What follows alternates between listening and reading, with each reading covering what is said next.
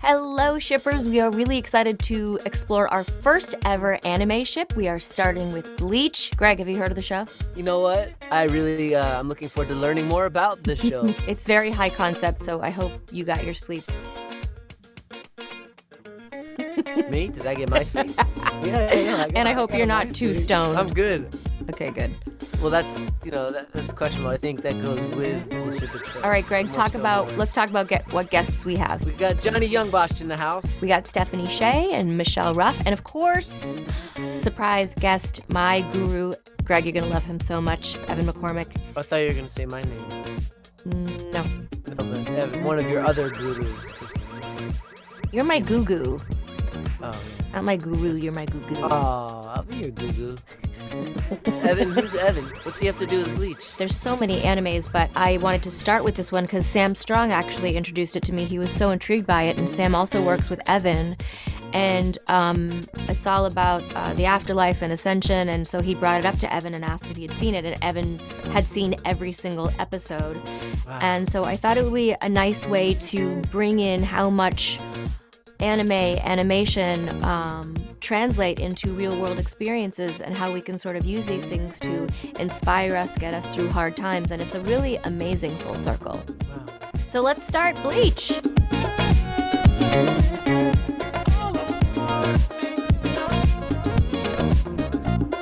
Welcome to the Ship It Show. Thank you so much for joining us today. I am very excited to explore our first anime ship. Anime is such a huge, huge world. It's a totally different world, actually, than any other form of performance, I think. It's different than original animation. It's different than commercial. It's different than on-camera. Anime is its whole other universe inspired by manga and comics and all sorts of really cool cultural interesting story. So I'm really excited to start with Bleach because it's like my son's favorite anime show. And I'm excited to start with you guys because you're all like huge anime superstars and it's a totally different world that I've dabbled in a little bit, but you guys are like the real deal, the stars. So I'm excited. But Johnny, introduce yourself. Tell us how to find you on social media and who you play on the show. My social media, it's all Johnny Yong Bosch. So Instagram, Twitter, and all that. Instagram is really the only place I'm at. Occasionally I'm on Twitter, but not much. So there, but and I voice Ichigo in Bleach, which is like the coolest.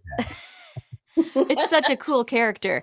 We'll get into like all the specifics about the character afterwards and what a brilliant job you did bringing him to life in English. So fascinating. You've also done like a million other anime shows that we'll explore in a minute too. But Michelle, you are next on my Zoom. Say hello to the world and tell everybody who you play on the show and how to find you on social media. Hello, world. Let's see. Social media is Michelle Ruff VO1. And that's at Instagram and Twitter. And I play Rukia. So fun, so fun. Stephanie. Hi, everyone. I'm Stephanie Sheh. Let's see. My Twitter, which is where I'm most active, is Stephanie Sheh. My Instagram is the number 2, and then my last name, Sheh. Get it? To Sheh. Ooh. Anyway. I like it. Okay. I'm not. Okay. Points for creativity. Points for creativity. Actually, all the cousins in my family have Sheh nicknames. It's really? Like we're very Sheh is one of them. Sheh D, the letter D. Like we all have like Sheh nicknames. I'm probably most active on Twitter. I'm not as active on Instagram because I take photos and then I hate the way they look, and so I don't post them. I'm most active on Twitter too, partially because I get political and I say a lot of crazy stuff, and which I love, by the way. Thank you. And also I have the most followers on Twitter, so I say the most stuff. Yeah, me too. And I voice Orihime. Stephanie, since we got you here, tell us about when you first heard about Bleach and what you first thought of it, and auditioning and getting this role. Give us a little history of you becoming this iconic character. After Naruto, Bleach, that was like the next like kind of like big anime show that was like going. We all got auditions and stuff, and then The interesting thing that happened with the auditions for Orihime is that like I had a callback. I don't know if you all had callbacks, but like I had a callback, and they were very like specific about her voice. It was also because like more of the manga had been out than the anime, so the producers like knew more of her character than they had stuff to audition for, and they were really concerned that Orihime didn't sound too like too like girly, weak girly or something like that. And then and they, they're like, actually, she's a really strong character. So that was like a balance that they were trying to establish. So I remember like just feeling I was all over the place in the callback because they were like, and then when we had the first recording for me, they had already recorded one of Ichigo's younger sisters. That actress had come in and recorded that already. And then they were concerned that my voice print was too similar.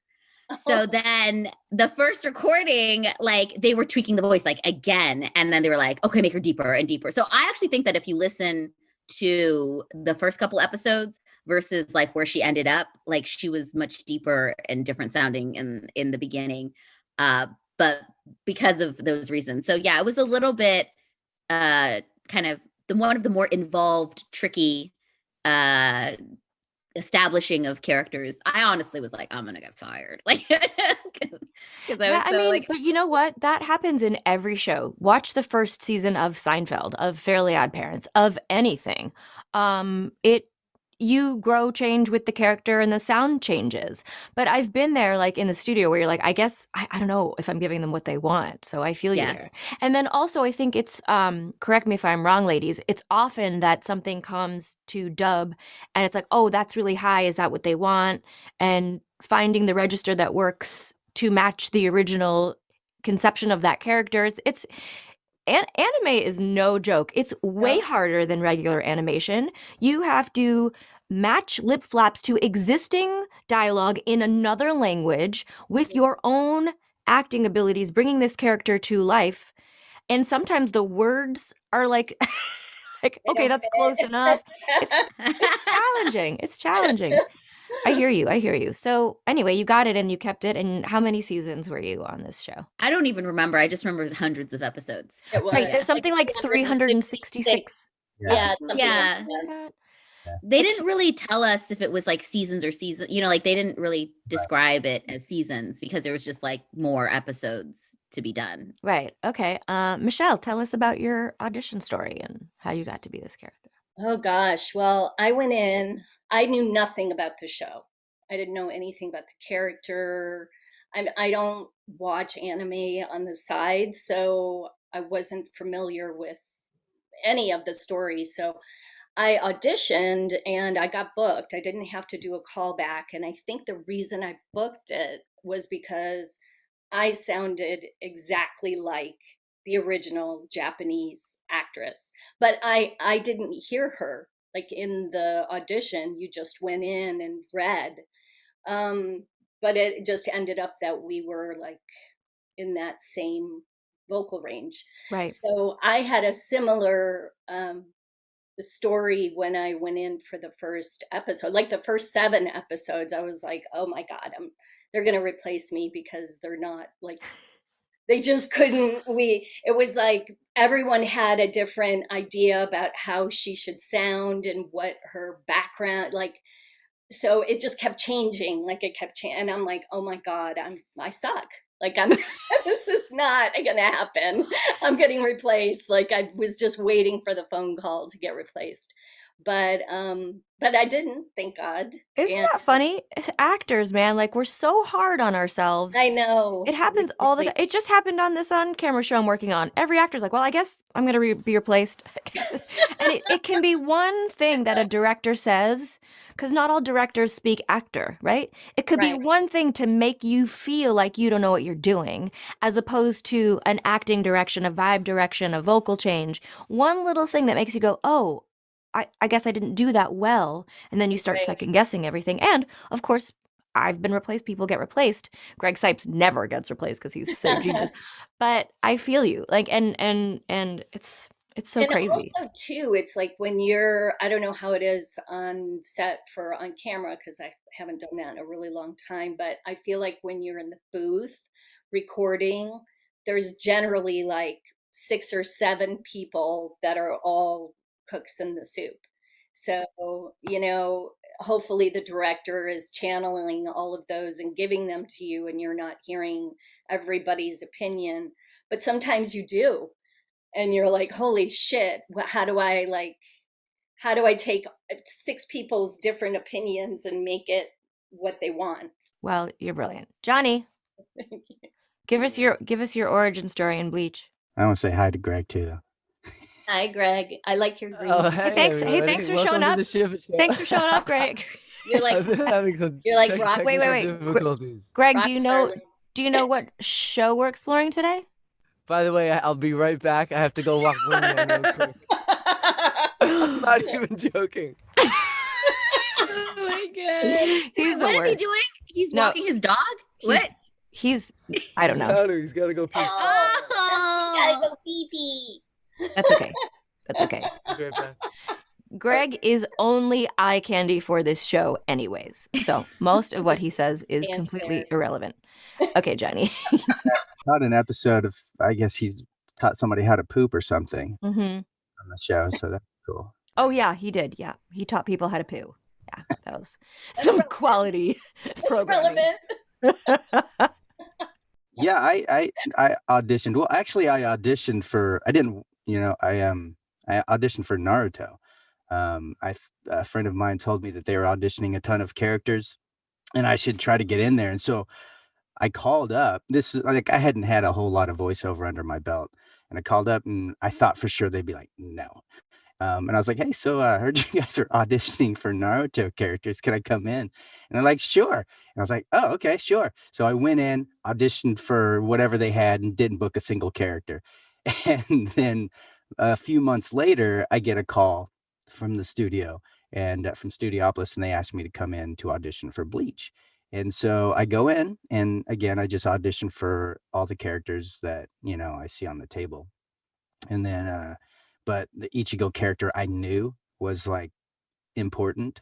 The only reason I knew it was important because whenever I'd go rehearse with my band, I'd show up at my drummer's place, and we'd always have to wait for our bass player to show up because he was always late. And my drummer was really into anime, and so he would be watching Bleach. And so I'd seen a couple episodes, so I kind of knew, and I was a little familiar with the character, and kind of what was going on in the show. So I understood it, so I kind of had that, I guess, that advantage. And so, yeah, I just auditioned, but I remember they wanted, like, when I saw it, I thought he was like a young streetwise kid. And so I wanted to play him that way. But they didn't want him to come across as, I guess, mean, or like they didn't want an American audience to not like him. Um, but the things he was doing is like, he's beating up these guys. And I'm like, well, I don't know how I'm going to make him sound nice. So I just softened him up a bit, and they had me do it a couple different ways. And they had me do some fight call outs and scream Bankai. And then I got a call back, and then they said, okay, let's make him not as nice and a little more, edge to him. And, and the second callback, and that's, that was it. I booked it from there. Wow. That's so cool. Well, the audience certainly embraced your version. Sometimes my son watches it in its original language too. It's so fascinating. It's so fascinating. And I was reading a little bit about your origin story, Johnny, Mhm. and it's interesting that you started out making him a little bit meaner and then you softened him. I don't know if it's true, but I read that when you were younger, you were studying martial arts and some kids were like being mean and you were like, I'm going to be the bully. And then you kind of turned it around. Is that true? Does that feel true? Wow, that is true. You went way into my path. Honey, I'm kind of obsessed with you people. So do you want to talk a little bit about that and because obviously it made you who you are today. Sure, yeah. Wow, okay. There's a lot that went on. Well, I grew up in Texas. My mom's Asian, interracial family. But I got picked on quite a bit. I was it made me become like a shy, insecure kid because I got picked on so often. Um, and a little bit because of my race and also because I was smaller. But yeah, I eventually I started to study martial arts. I mean, I was always into martial arts and I would do things, but then I started to really get into actual studying martial arts and I I had a lot of friends that were in gangs and I wasn't a part of the gangs, but I kind of like I kind of took on that persona and I would just start fights because I felt like that I don't know, it's really weird to talk about because I turned into what I hated. And I became kind of a bully to bullies. I just started fights with anyone who was kind of a jerk. But I became a jerk by doing that. And really, oh, this is deep. This is too deep for me. I don't know if I could do this. And so my brother and my dad were having this argument, and I got in the middle of it, and I almost hit my dad, and he walked away. And this is too much. I don't know, Oh, you're so sweet. You No, don't have you're to. like totally opening up, John. Yeah, you don't have to share any of it, but I do love the idea that there's redemption and that you can go down one path and then decide, you know what, this is my life and my movie and I want it to be a different ending. And you did. You turned it around and it's a success story, Johnny. You're a huge success story, my love. Well, thank you. I did become well, I don't know. I feel like I need to explain it a little bit. But my dad, it was the moment where my dad was like, I'm afraid of you. He told me that he's afraid of me. And that kind of changed something inside of me, made me realize what I was becoming. And yeah, and so I started to turn around at that moment, and just kind of went a different direction. But that was That's cool. amazing. I don't want to cry. Aw. Amazing. Go we I mean, can cry. I We think- I think we cried last episode. God, all the years I've known you, I didn't know that. No, there's Crazy. Guys, let's take it from the top, okay? Okay, let's start over. Greg, Greg Sipes. So I have my dog. which is Welcome to the ship show. Now Let's start Oh on the- god. Oh my god. Well, not Greg, only do you- did he have to pee, I had to pee, and there was technical difficulties. So please forgive me for Did you popping poo in now, too? but Did you no, poo? luckily I already handled all that. Oh, we're really happy about that. Hey, Greg, do you know what show we're exploring today? Yo, it's a shipping show. Right? Oh my god. Oh my it's god, all- you're so lucky you're cute because Make you're it so me. dumb. So he doesn't even know what show we're talking about. Do you know who's on the Zoom with us right now? Hold on. It's okay. We'll give you a few seconds to get your Google up. Speaking of Google, Stephanie, I didn't need to Google this because you and I know each other. We've worked together a few times. You are also a director. Yeah, I do some voice directing. Mhm. Yes. And then some casting and stuff like that. This is how we get Greg to pay attention to you, by the way. No, you know I'm a voice actor, right? Yes. Yeah. I apologize. Yeah, it's interesting. Like I was approached kind of early on, like, people asking me to direct, and I was really resistant to it for a really, really long time because I felt like, well, one, my acting career, I didn't feel like was where I wanted it to be yet. Yeah. And then also two, I didn't feel confident. It's like, if I don't feel that confident in my own career, how can I tell other actors like what they should be doing in the moment? But I think that a lot of that insecurity is like kind of like ego related insecurity. Mhm. And then I ended up kind of just getting my feet wet by like substitute directing for other people. And Uh-huh. then it just kind of transitioned into that. And now I don't even think about that. And I realized that was just kind of like motivated by ego insecurity. And it's never about like telling an actor what to do. Like at least my approach is like, we're creating something together. Like you can give me a read and that'll inspire a thought, or I can have a thought and like we're building something together. And ultimately, I think that it's more about serving the piece itself and you're just like a conduit for Like, it. thank you. Wow, Thank I'm you. all about serving the piece. We need to create together. Oh my God. See, now he cares. Now he cares. Wait, she directs? She could get me a job. Now I'm going to pay attention. And you both you girls were on Sailor Moon. You guys have all done a ton of anime. So hopefully you'll come back when we explore different ships. I don't know, Johnny, maybe we'll do like a Power Ranger episode one day. I bet there's a lot of shipping for Power Rangers. I'm sure there definitely is. Well, there's a lot of, what is the fanfic stuff? Yeah, fanfic. There's a lot of fanfic. Have you guys seen a lot of fan art in the shipping world based on the characters you played on Bleach? Oh, yeah. Oh yeah. Oh yeah. Is there any that you want to talk about and or fans at cons that dressed as your characters that are memorable stories? Everyone just has really sweet. The things that always impress me is when they come and they have like a tattoo of your character on their body, and I'm just like, whoa. Or a tattoo of your name. Wait, what? No one's Tattoo of your I've seen name. people, Oh yes. Tara Strong tattoos on people's necks. I signed a All girl's over the ass world. once. She Yeah. had a hot ass. Did she tattoo Wow. it? Did she tattoo? I bet she went and like Yeah, she wanted my name on her bum. so she could go get tattooed. Wow. She was hot. I'm like, yes, I will sign that booty. Yes. She's like, I will never wash this bum again.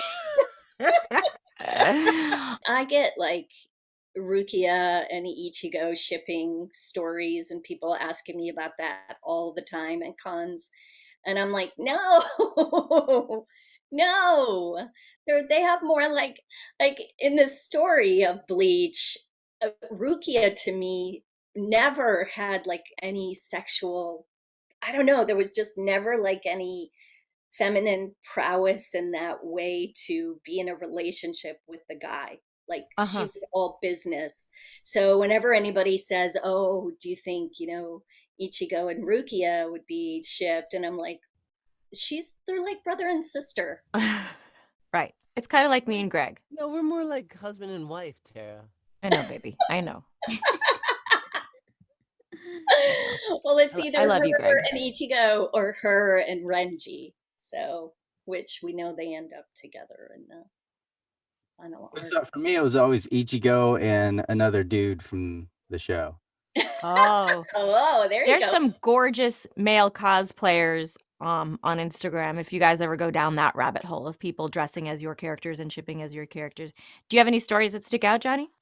I can't really think of one specifically, but I just know that's one of the things that often comes across the table is like a book or a drawing, and then you open up the book and it's like, oh, this is a yaoi book. Oh. Manga. It's like totally different. Oh, Much more graphic. I love it so much. I love that the fans are such amazing artists in all fandoms. Like there's brilliant art that comes out in stories. And let's go to a couple fan questions so that we don't run out of time. The name is at WHT1. I don't know his real name, but it says, which openings are your favorite? I like the first. Opening theme songs? Yeah, I like the first one. I don't remember the I song. like the first one too. But wait, you guys, I just have to show you. Greg looks like a Bleach character with his green. You kind of do, Greg. And Yeah. That's cool. Greg, do you know what Bleach is about? he's gay. I'm gonna I need to learn more about Bleach because it sounds cool and looks Yeah. cool. Right? Okay. I Who- barely who get to wants watch my own stuff. Come on. I know. Tell me about Bleach. I want to know more about Okay, Bleach. who wants to tell Greg like the premise of this show? All And for people tuning in right now, it's episodes. helpful. Director. Well, This I is for think them. that- I know what Bleach is. This is for the people listening. No, you don't. Right? No. Like the initial premise is kind of like about like spirits that are unsettled, the people who've died. Those, yeah. Yeah, like Wow. if their spirit after they've died is unsettled, if they're not at peace, they like wander around.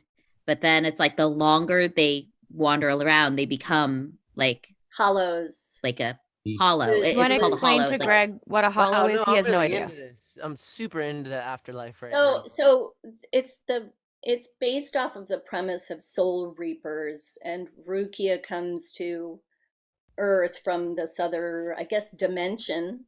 Could we call Yeah. the Soul Society another dimension?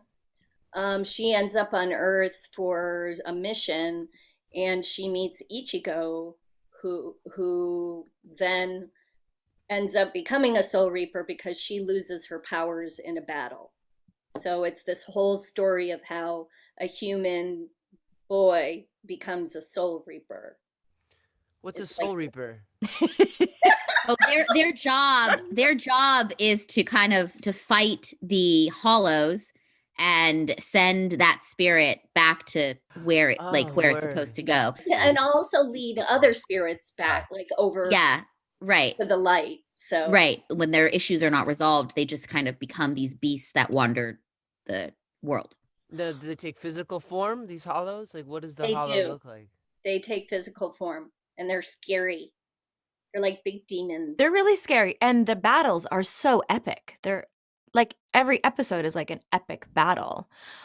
Since we're starting to get into the spirituality of this show, let me introduce my spiritual guru. Evan McCormick has just joined us. Evan, say hi to the kids. Hello, what an honor to be Hello. here. Starstruck, everybody. I love you so much, Evan.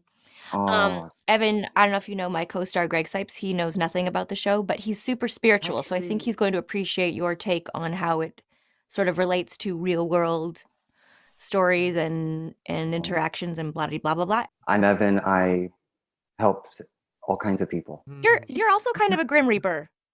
Yeah, What? that happens to me.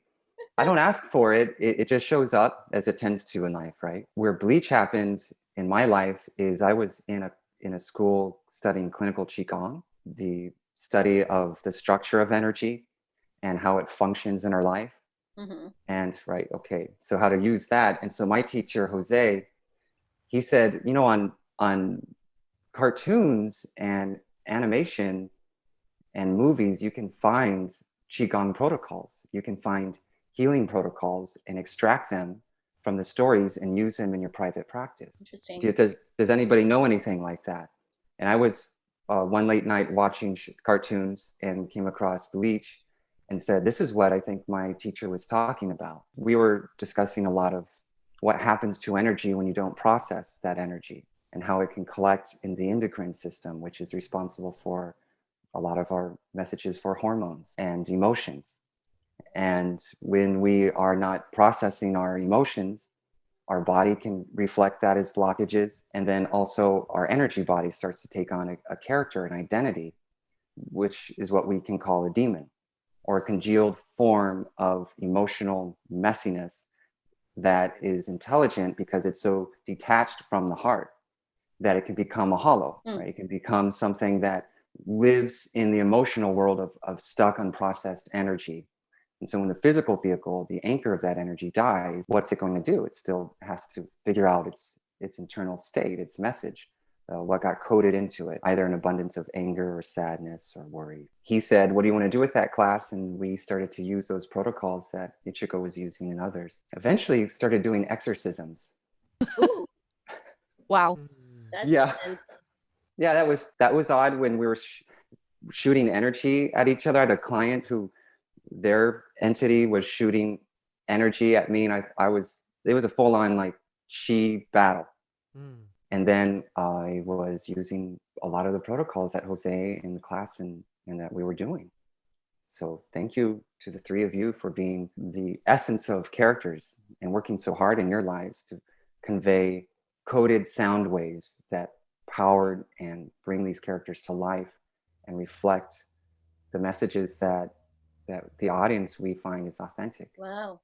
Okay, that's a moment. Hello, everyone. Hi. That's Hi. They've all of a beautiful. sudden taken on a new meaning to my work. That's incredible. And when we go to cons, tell me if you guys experience this. People will cry and say, Raven got me through my parents' divorce, or I was suicidal till I saw Twilight Sparkle. We are, like you said before, Stephanie, part of this collaborative process that helps bring these characters to life. Do you guys know the cast? Like, if Tite, how do you pronounce his name? It's like Tite Kobu. Kube, is it Kube, right? Do you think he knew it was going to have this kind of spiritual impact? To write something like this, I would think that he would have to have some connection to what Evan was talking about, even if it wasn't like as tangible as how you explained it. There had to have been some connection there.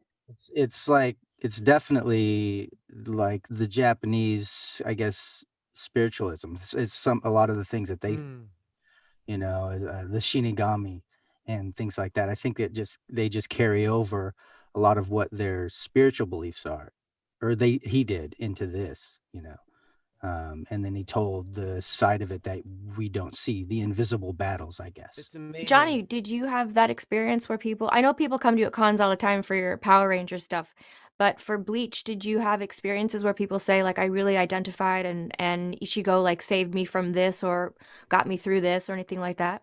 I mean, I've definitely heard that for Bleach and for many other shows. That's pretty heavy, though. That's something that you don't think about.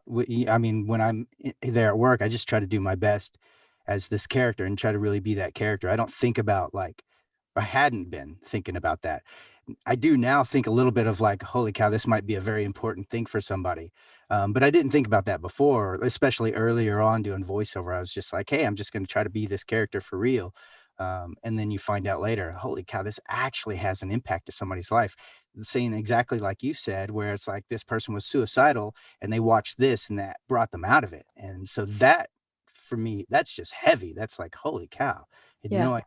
Because I just don't, I don't think I'm doing anything that, I don't know, is that special. Like, I don't consider myself special in that way, but then when you see it later, you realize we're all part of something much bigger, we affect each other, and That's so true. About like, your thoughts and stuff, that's all true. I mean, I feel like for 2020 for me was a very, like, I kept having these negative thoughts, and I had to actively take control of those thoughts and say, no, this is not the way I'm going to start thinking. This is not how I'm going to be.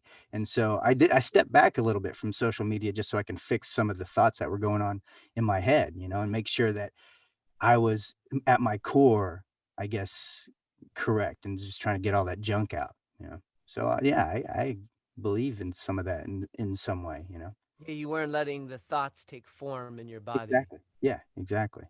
I would stop it as soon as I felt it or heard it in my head. I'm like, whoa, wait, I can't think like that. Wow. Cartoons will save the world.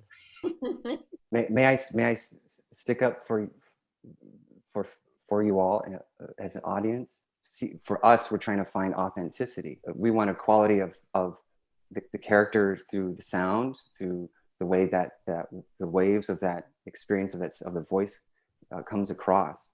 And if it isn't coded with the essence of that character, then it doesn't work for us as an audience, usually. At least for me. I think he's saying that y'all are brilliant, so...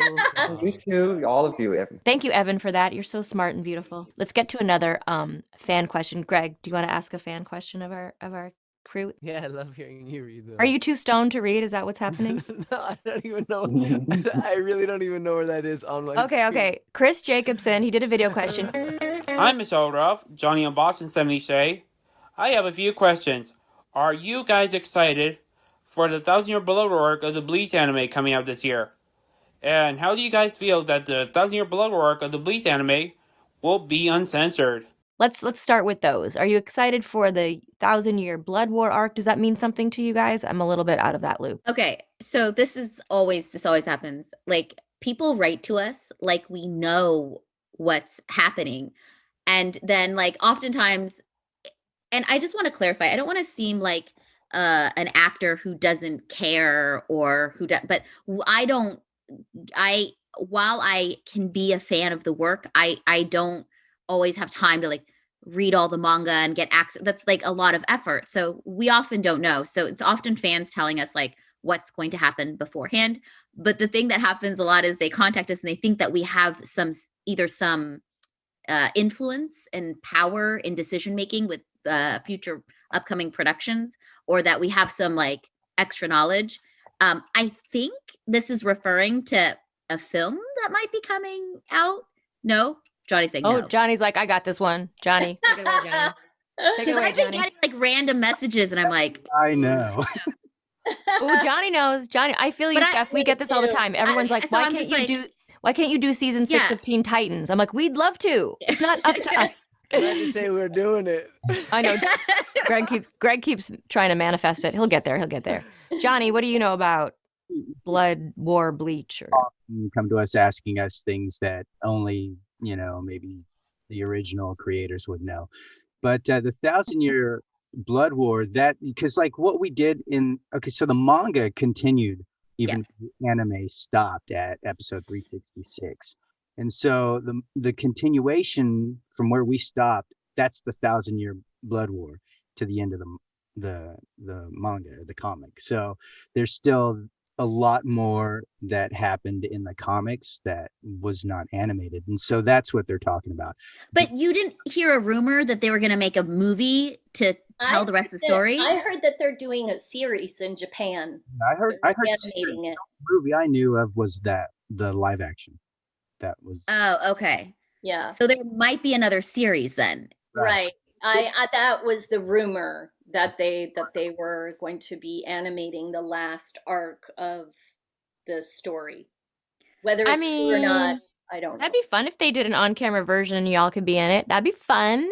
We already did it, and we weren't in it. Oh, but that's why it failed. When will they learn? When will they learn? When will they learn? I mean, okay. Next question. Hi, this is Devin, and I want to know if Ichigo and Rukia still be together instead of Orihime. What do you guys think of that? Well, we were never together. Yeah, Rukia and Ichigo were, although there were definite hints. There were moments, but I think I don't know that. I just know from the manga, and this is a spoiler, that can I say that? Can I say that Hime and Ichigo end up together? That's the end. I mean, it's all over the internet. They have kids, like at the very end. It's like them, and I think Rukia shows up at the door with Renji because they hook up. Yeah, because they get married and have babies. I mean, it's a whole thing. Talk about the ship show. Well, it is the ship show, so like, who would you like to see your character with? It could be from this show or any show. Ooh. Who would you see your character in relationship with? It's really hard to not say Greg Sipes for everything. So, Greg, just take a deep breath. Not everybody's in love with you. Okay. Johnny, who would be Ishigo's ultimate ship for you? I've always said Orihime. I've always felt like they've had a connection there. I know Rukia and him had a connection, but for me, I've always known that Rukia, her spirit is like hundreds of years old, and she's in, like, what is that, a gigai, right? So she's in somebody else's skin, like Body. You were way too immature. I was way too immature. And it just seemed gross that you're in. Totally. Wow. I do think that, like, not to give like the boring answer, but I do think that Orihime and Ichigo, they work together well. Do you know what I mean? Like, Orihime, she's a healer. I think they complement each other as, like, in choosing partners in life. Yeah.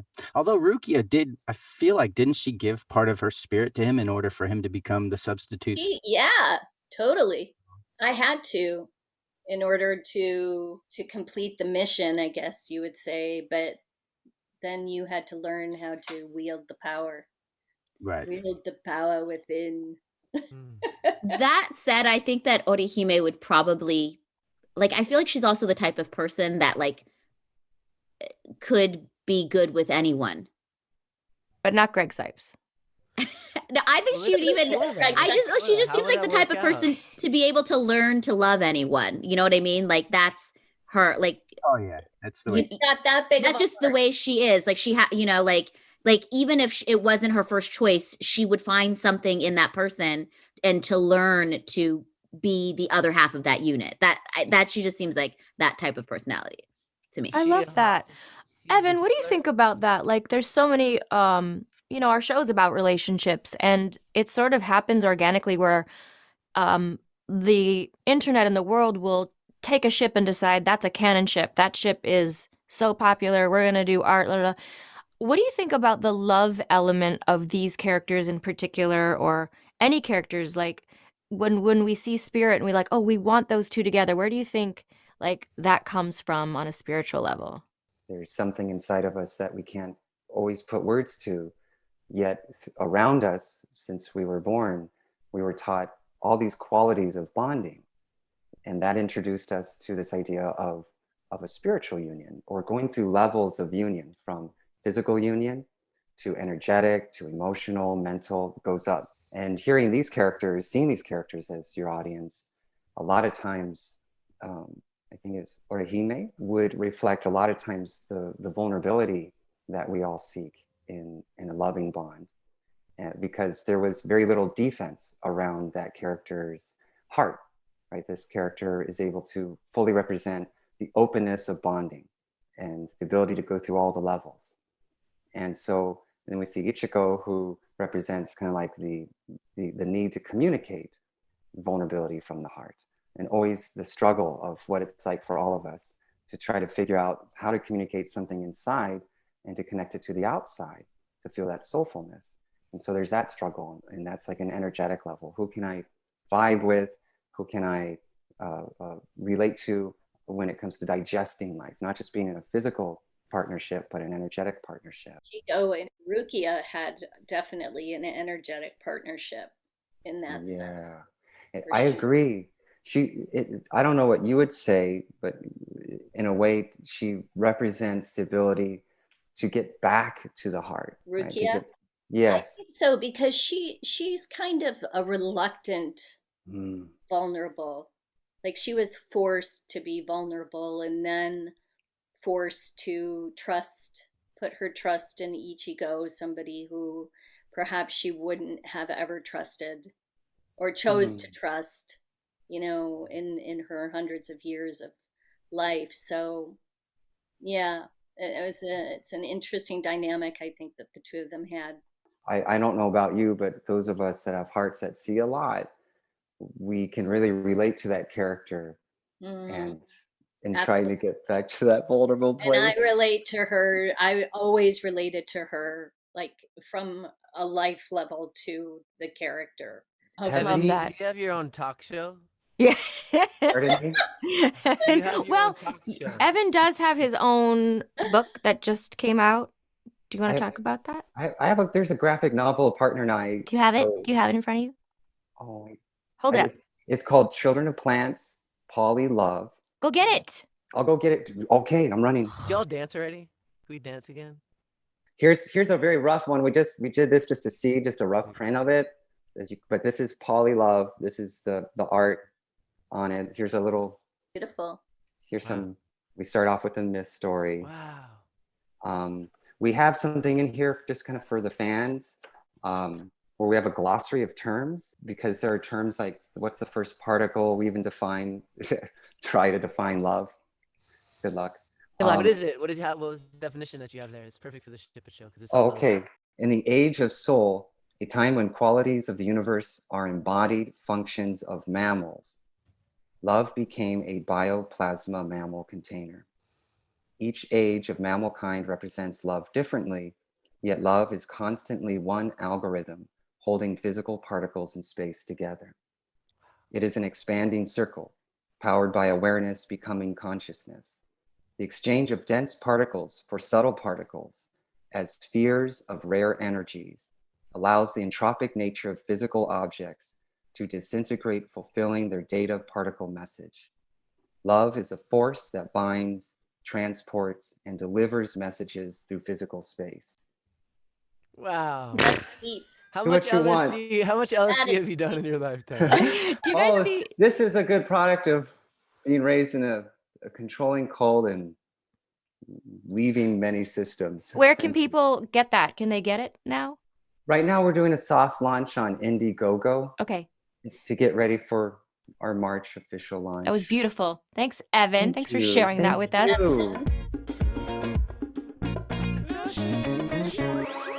Crazy Alex 92 says, what was your favorite story arc?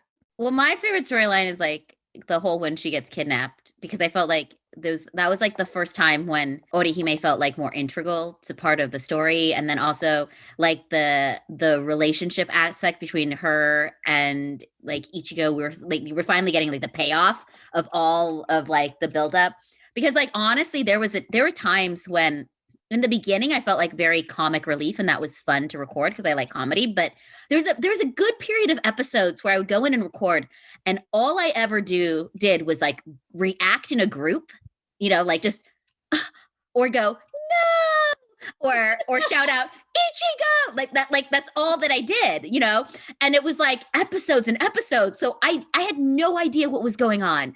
And then like I was at a convention and some fan came up to me and they're like, yeah, how do you feel about like Rukia getting kidnapped or something? And I'm like, what? Like, I feel like I was on a side quest with Uryu, and so I had no idea what was going on at the show. So what I felt like, Steph, it was always like for I don't know how many episodes. It was always that was like my only line, Ichigo, like on the side, Ichigo, like say my name, bitch, Ichigo. Johnny.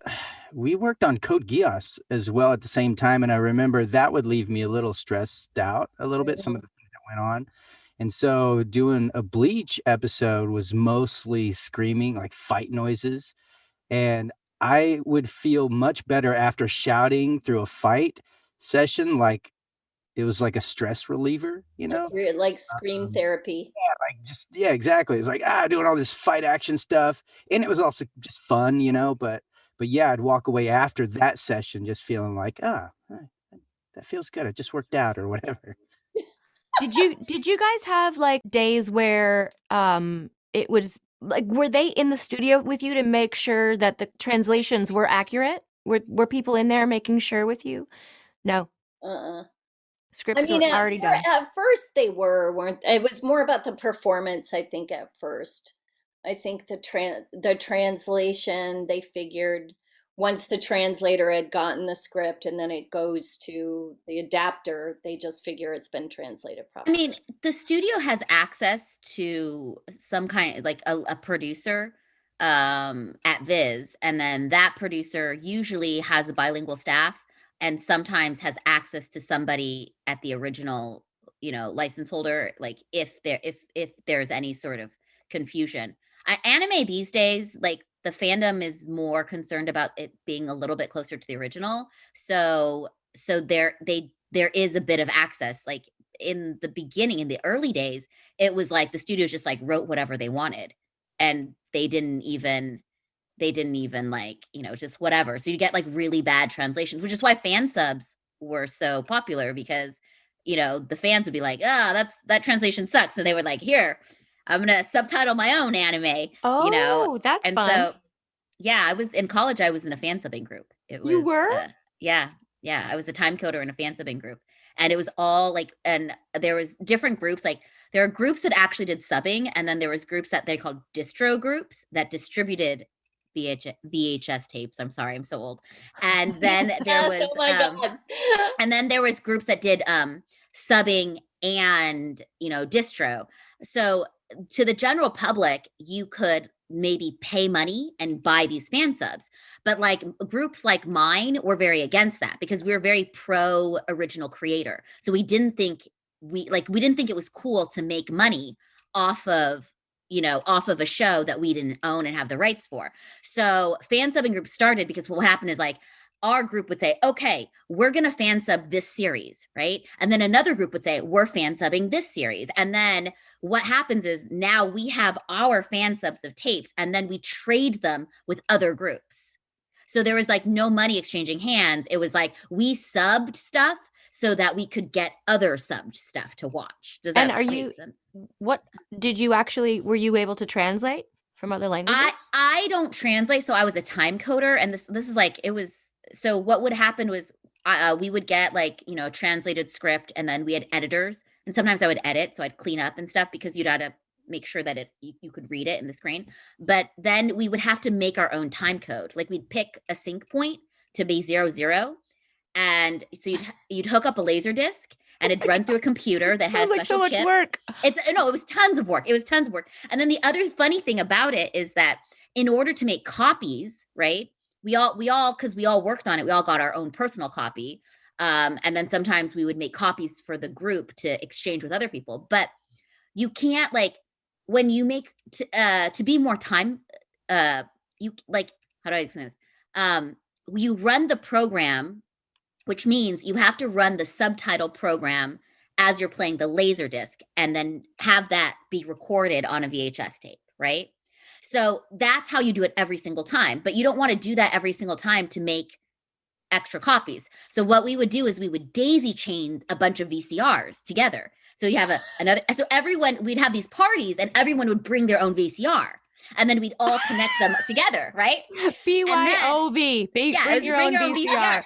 But here's the interesting thing. The VCR is not digital. It's analog, right? So that means the first VCR has the best quality image. Then the next VCR is a little downgraded. The next one's a little downgraded. The next one is downgraded. The other thing too is, I don't know if you remember VCRs, when you pushed play and record, it would say play and record on the screen. Do you remember that? Like it would have it written. It would have like a time code sometimes, and it would say play, record.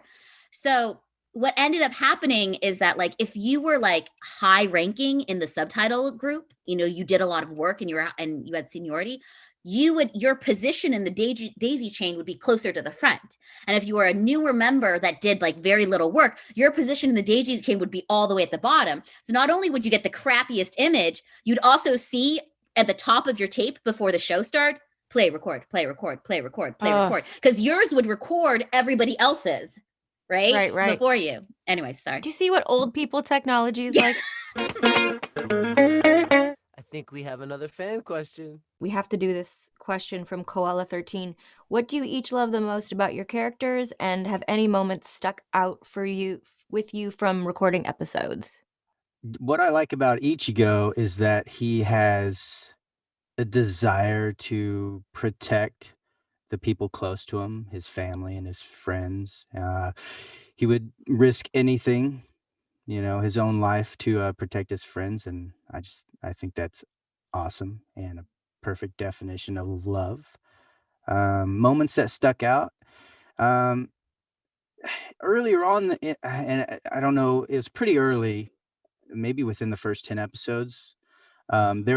He's talking about his mom and some of the stuff that happened to his mom. And there's a moment when he's kind of walking through the woods by himself and he kind of starts breaking down. And that's the moment where I really grew attached to the character, because I felt that moment, that he was going through that pain about his mom, and I really connected to him.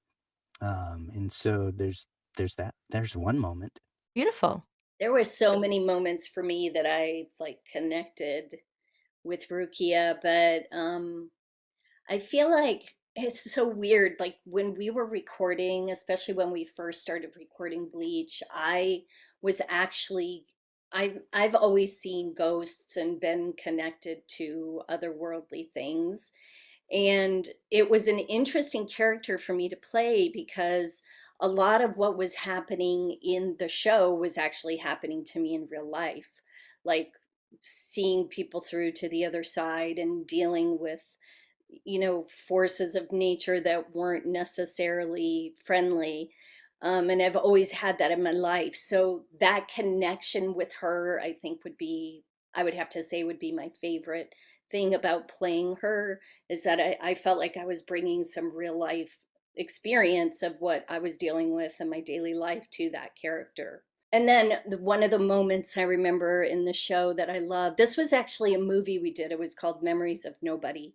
There was like this really vulnerable moment between Rukia and Ichigo, because she was always like kind of on his case and sarcastic and like, big sisterly. But we had a moment where he had actually, I think he fell in love with this girl who was a ghost.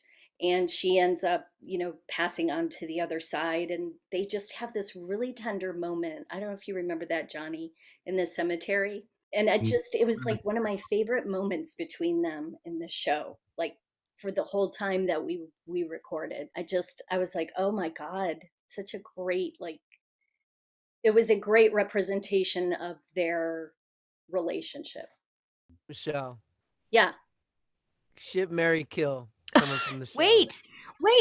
Stephanie has to answer first. I was not cutting off Stephanie. Stephanie first. This is a game that Greg plays because he doesn't know anything else. This is how I learned about these amazing shows, and I'm absolutely in love with Bleach. So there's no question that this is. Have not you been have you ever translated. seen an episode? I'm gonna check it out now. Okay. So talented. Thanks for doing some research. Okay, Stephanie. Okay. So what I think I like most about Orihime is, I mean, it's basically like her capacity for love and her openness, and also her, like, she sacrifices a lot, you know, for those that she cares about, and she doesn't complain. And probably the thing that and that goes along with the moment that I remember the most is like her love confession to Ichigo when he is unconscious, you know, before she basically decides to give herself up to protect him, you know. That was, I mean, it was super sad. Like, it had me crying. I was very, if it sounded stuffed up, it was because I was like, during the recording.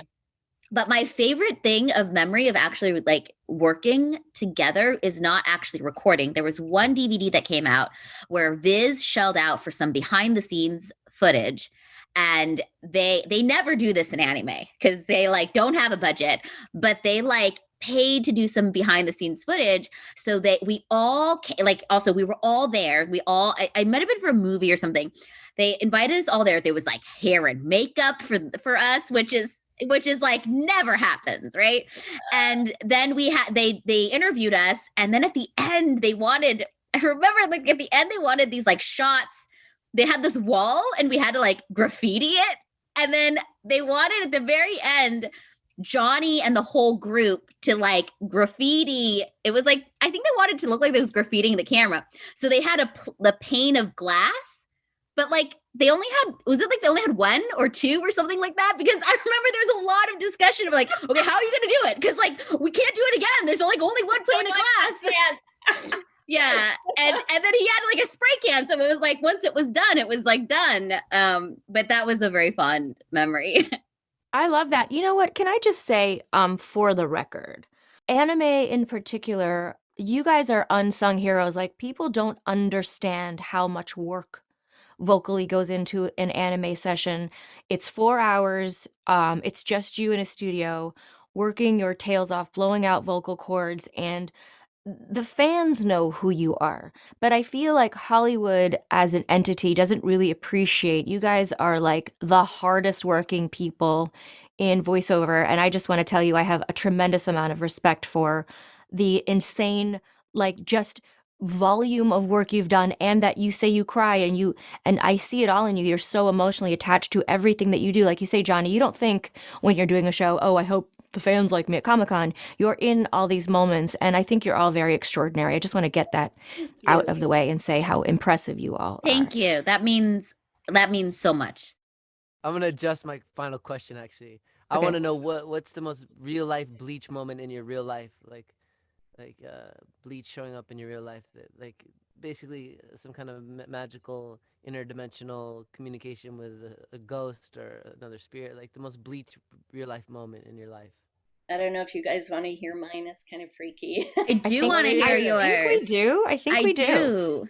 Okay, so my sister sent me, I have this thing with antiques. I think you have to be careful with antiques and things that belong to other people because energy is attached to them.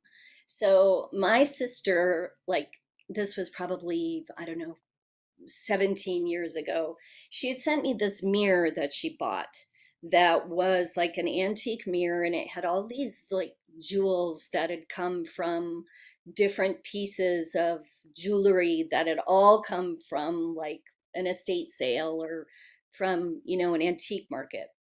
So I pulled it out of the box and I was like, I don't know, it just had a weird vibe to it. I didn't really like it. Well, like that night, I'm feeling like something is in the house. Like I could sense something in the house, and it was kind of like on me, you know, like trying to attach itself to me. And I'm like, what the hell is going on? Like I feel so weird. I felt like this weight on my back. It cut to like the following night. This went on for like two, three days. I literally had a physical battle with some creature. I don't know what it was. I ended up talking to this spiritual coach that I have, Susan Jeter.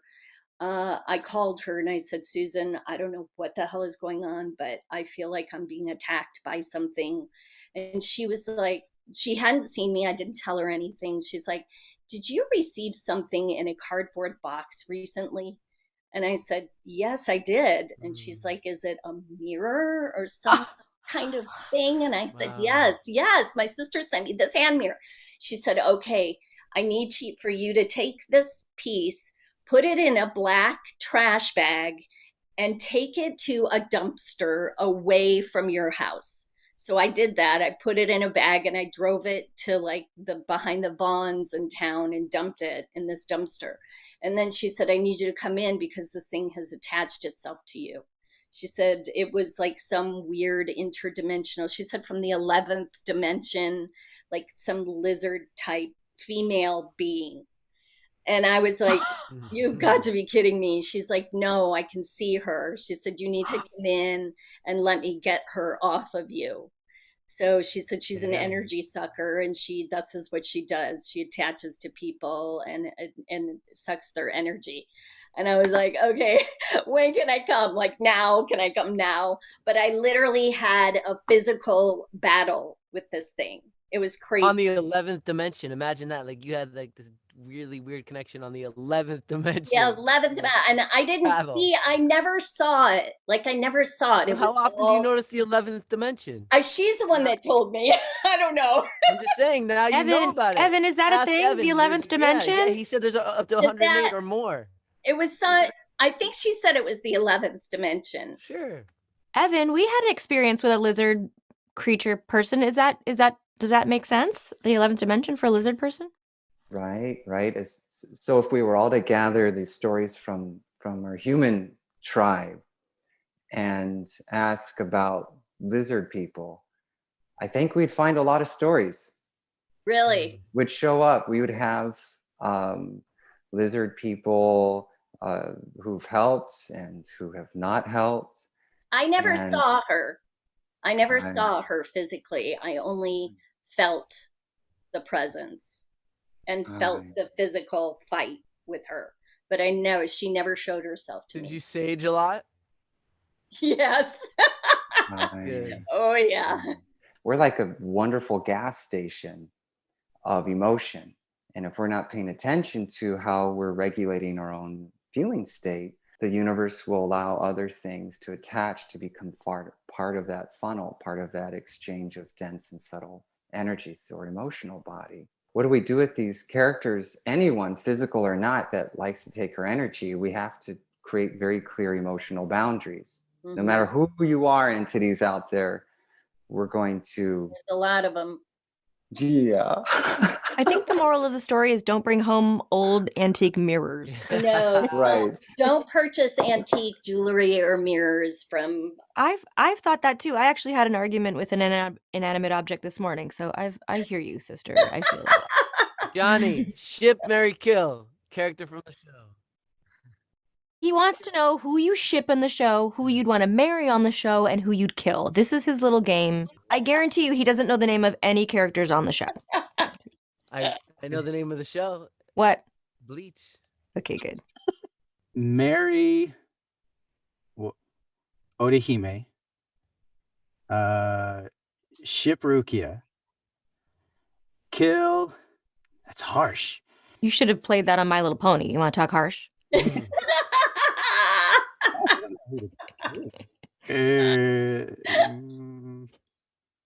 don't know who to kill. Wow. There must be so many people on Bleach to kill. Kill a ghost. Yeah. Kill someone already dead. Kill a hollow. Who's already dead? Well, Kenpachi, right? Okay, I'll say Kenpachi. Greg likes that answer. He doesn't know what day it is. Okay, Stephanie. I'd marry Ichigo. I'd ship Uryu. And I'd kill... I can never say his name. You guys know what character I'm talking about. There's like... That's who I would say. That's what Greg was going to say. definitely that guy needs to go. I find this whole conversation super interesting because, like, I feel like okay, first of all, I was told recently by someone who is a stranger to me, that I am extremely psychic, that I can see spirits and stuff, right?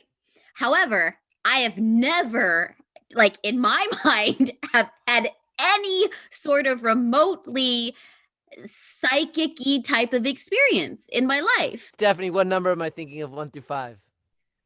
3. I was! I don't know. I mean, like, I guess, like, for me, nothing's been like, oh yeah, that's like a sure thing. Although recently my friend texted me, she was not feeling well, and I was like, is she pregnant? And then, like, yesterday she was like, I'm pregnant.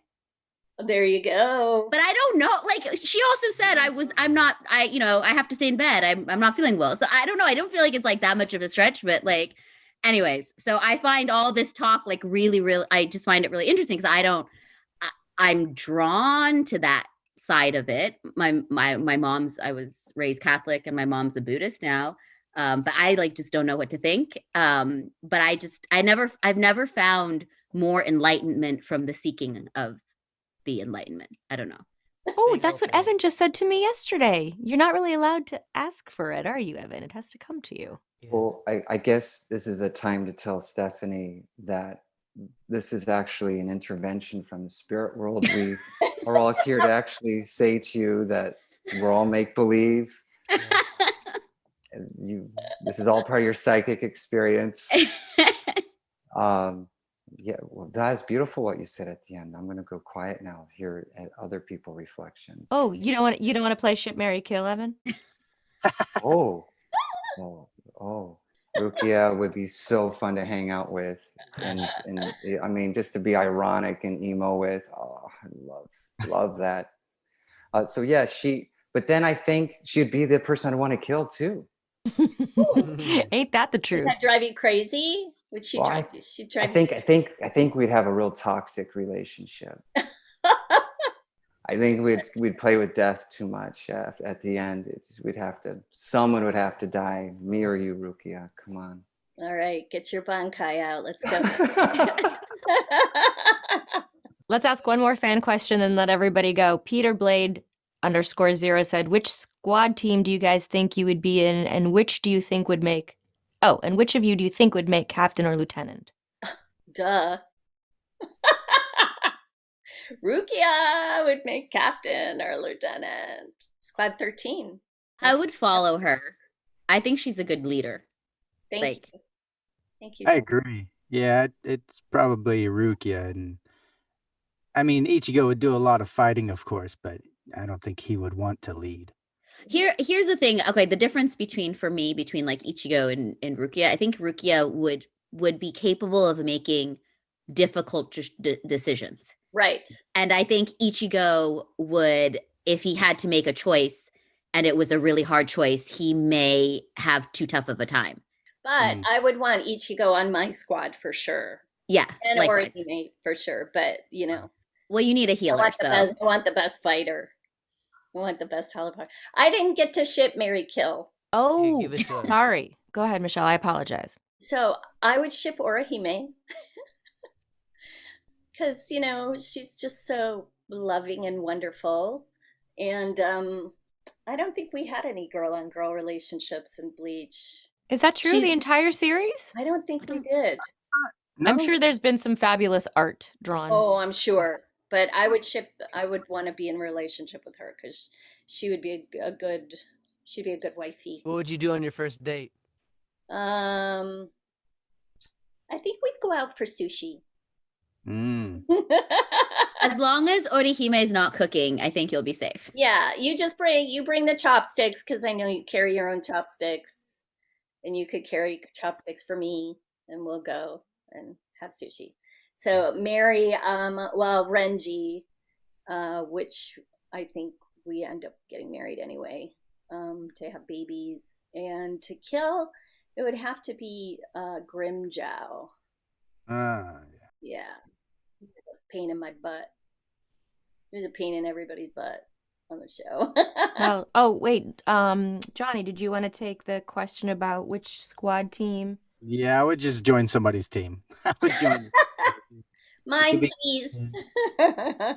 Ichigo, yeah, he would just fight whenever he needed to fight and maybe make a choice here or there, but he would prefer to rely on somebody else's decision making, I think.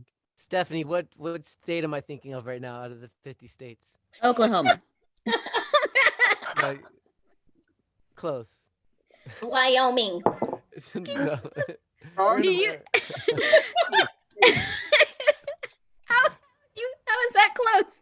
It's in America. That's- Oh, really? What are the What was it? Wait, what was it, Greg?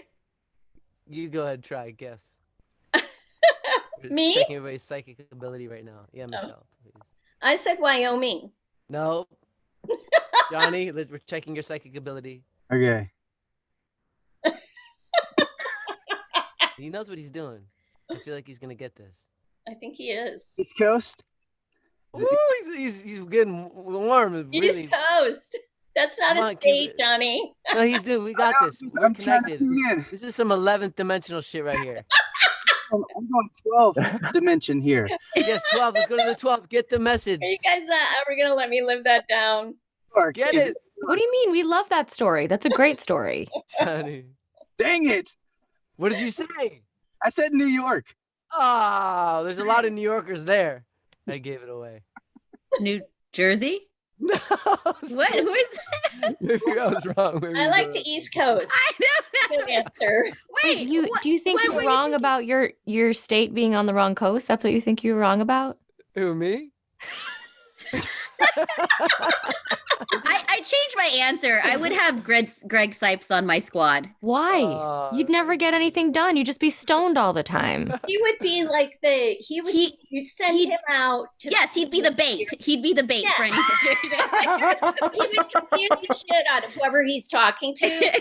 And then you could get done what you have to get done behind the scenes. I'd He's be like the babe beat boy. The babe bait. Greg, you're the bait. The babe bait. No, not the babe bait. That's what I like- heard. No, more like fish bait for her sushi date. That's okay. I'm not scared of dying. I'll go that way if I had to. Oh my God, you guys have been amazing. This has been a fascinating conversation. I want to thank you all so much for joining us. Before we wrap up, can you please remind everybody where to find you on social media? I'm Johnny Young Bosch. You can find me at Johnny Young Bosch all over the place. And Oh, Michelle Ruff. You can find me at Michelle Ruff VO1 all over. I'm at Stephanie Sheh on Twitter and the number 2 and then Sheh on Instagram. Evan, do you want people to find you? You can find Children of Plants at Indiegogo, Polly Love. I like that. When you say polylove, is that about experiencing multiple loves? Because Greg knows a lot about that. Read it. Read it. You'll see I mean, all if kinds we of really love. want to love get all kind into of- shipping for a minute Yeah. I and the love plants. spirituality of polyamorous love, Greg's got a lot I to love say, don't you? every kind of vegetable, every kind of plant, every kind of tree, every kind of green, tomatoes, every kind of fruit. Wow, I wasn't talking about That's sex what with it- food, poly- but the- okay. plant lover. It's probably a different name. Yeah, Just Greg, for- we're talking about your multiple love affairs. I've tried all styles of relationships. We know what we're talking about. Monogamy, polygamy, poly, whatever. you wanna- Amalgamy? Isn't that like mystery or Amalgamy. something? And sex with fruit. You like sex with I fruit? have. You gotta try. Oh, them you all. have. You What's your gotta- favorite fruit to have sex with, Greg? Exotic. You want to bang a mango? What are we talking about? No. No. No. Oh, Stop. What's your favorite fruit? No, I don't. Looks like a Passion pineapple fruit. guy. You like Pineapple. fruit. That'd be acidic. That would burn. On a very special Ship It Show, we talk about what kind of fruit Greg Sipes would like to shtup. Wow, you see, he's laughing because he knows it's true. No, I just have a horrible thought of which kind of fruit. He's really He's thinking about actually it. fantasizing. This is what's happening. He's fantasizing. He's like, Mom, do we have any watermelons? That's what's happening right now. Because the one that came to my mind is like the worst fruit ever. I mean, it's really tasty, but it smells like dirty socks. It's called Papaya? Durian. Oh, I thought you were going to say papaya. Oh, durian No, is but you- great. I know, but you don't want to get caught humping a durian. I don't know that you want to get caught humping any fruit. It's also very spiky on the outside. Yeah, you definitely. have Ouch, to you got to open be it up. careful. Yeah. He's into that. Yeah, oh. Little S&M Fruit Lab. Polly, yo. The Ship and Show took a really weird turn That's what all we of do a here, sudden. get Stephanie, weird. do you have anything that you'd like to promote that's coming out, or You know what? This question is always asked, and I am always never prepared for it. You'd think I it's would. also hard to answer because you're not allowed to be talk about a lot of stuff. Yes. Yeah. Oh, okay. There are 2 films on HBO. Well, actually, there's 3 films on HBO Max. 2 of them I directed, and another one I, helped cast and coordinate. But they're all anime. One is called Promare that Johnny is in. And Johnny, see, yeah. Greg, be nice to Stephanie. Maybe she'll put you in something. Stephanie's looking for a part for me right now. She just texted me. I'm like so grateful. And then there's another one called Ride Your Wave, which it's like one of my. It's an amazing film. It's about loss and love, and also finding yourself. I don't want to give too much away. Pretty much, young girl falls in love, boyfriend, perfect relationship, and then pretty early on in the movie, he dies. Ooh. And then the anime fun twist about it is that every single time she starts singing the song, their song, he appears. Yeah, that song. Is it that song? He appears in whatever closest body of water there is. So like if she's in a cafe and there's a glass of water, he appears in the glass of water. It's a really great film. Wow. I love that. Sounds It's great. yeah, it's called Ride What's Your it called? Wave. Ride Okay. Your Wave. Okay. And it's and- anime? Yeah, it's anime. Movie? And then the last film on HBO Max is Night is Short, Walk On Girl. It's by the same director, totally different feel. It's so wacky, and it is also a musical. Stephanie, I want to be in some of these. Forget Greg. He's no good. I um, I'll do Terra. I love that. Michelle. I'm kind of like Stephanie, where I should have wrote a list down of stuff that we're able to talk about. There's NDA stuff, so I'm not sure what I can actually talk about. Johnny. Well, I mean, I have been doing some voiceover here at my home studio, but nothing that I think I could talk about. Oh, my band we're working on our album. We're mixing our album right now. My newest band project, Where Giants Fall. So hopefully we'll have an album out by April. Where can And- people find that when it comes out? Well, it's probably going to be on Spotify and iTunes and all that stuff once it's out. I have a couple songs on YouTube, but we'll have fairly soon. I'll have the album. That's a long process. Well, for me at least, I work on a song, write a song, you lay down some lyrics and melodies, and you come back and you're like, I want to change all of that, or you want to adjust something, you want to put guitars in or synth in instead of this. Or then you're like, well, I don't like the lyrics anymore. I want to change the meaning of this song, So there's actually 2020 was all that, really. I did that the entire time. I continually changed things. And so and it's a lot of fun. It's a lot of fun doing that. So that is very enjoyable for me. Also makes me feel better when I work on music. But aside from that, I did a short film called Arc Exodus. It's in some festivals right now, probably losing, but it's in a bunch of festivals at the moment. And I did like a few screenings here and there, just short ones, but it's not like fully public yet because it's going through whatever things right now, festivals. So I'm going to wait until I really kind of just release it until that's all done. And I have something hopefully to say like, hey, we won something. But if not, it'll be like, hey, here it is. Okay. I like it. Guys, thank you for joining us today. It was a very special show. That was fun. Yeah, Thank you, awesome. guys. Bye. Guys, take care. Well, Bleach is not one of my favorite shows, even though You've I've never watched seen it. You've never seen it. I'm just saying some of my new favorite characters because I do know a lot about the characters now, and I love these actors, and I love Evan.